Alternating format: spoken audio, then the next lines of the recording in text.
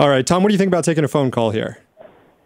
It's fine. All right, let's Richard, you're driving through Maryland right now, and you had some observations about the debate.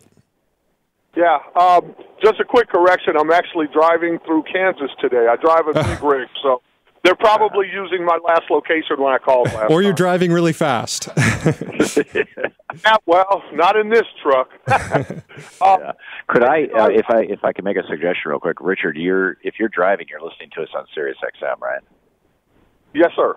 That's how I listen Sirius to XM. Right, Sirius XM is in a commercial break right now. So, can we put Richard on hold and pick up somebody who's watching Free Speech TV, which is live, and then we'll pick Richard back up when we come back from the break? All right, let's do that. Richard, you want to hold on for a sec? Sure. We'll get to you in 3 minutes. Okay, put him on hold and pick up somebody who's watching on Free Speech TV so they could. Davis from Radford, Virginia, you had some comments on the debate. Yes, I noticed how civilized the debate was with the the Democrats compared to the Republicans.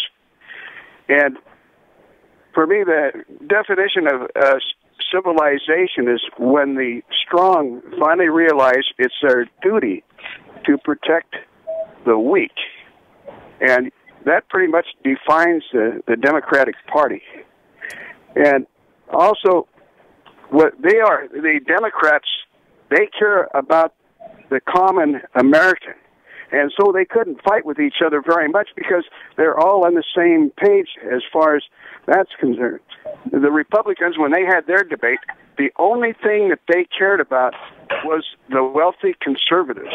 Mm-hmm. And they almost despised the common American. Yeah, I hear you, Davis, there. Watching the debate, I felt like one of the big winners was really the Democratic Party, especially when you compare it to some of the Republican debates and the issues that were discussed over the last few months. We've seen this looked like a party, the Democrats up there looked like a party that's ready to govern. What do you think, Tom? I agree. I think that should be the carry-away headline that the corporate media won't talk about, is that the contrast between this debate and the Republican debate is so great. I thought that's why it's such a tragedy that Debbie Schultz scheduled it on the same day that, there's two major baseball games going on and at an odd time, 8:30 and all that kind of stuff. It's just, and that there haven't been ones earlier. I mean, we should have been drawing this contrast from day one. Yeah, and the next debate is not going to be much better. It's on a Saturday next month. We'll see how many people are tuning in to that one. But just on the issue of gun control, which we'll talk about here when we go back on air in a minute. But you here have Democratic candidates discussing nuanced positions on gun control, whereas you go to the Republican debate and all it is President Obama is trying to take all our guns away, and you don't really get to any substantive issues on that.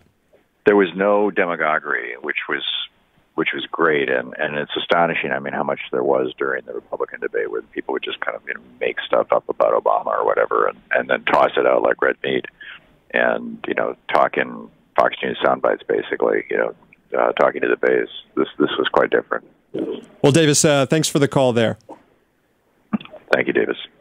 Tom, do you think that average independents watching this debate got that same vibe that the Democratic Party is here to govern while the Republican Party is just to destroy government?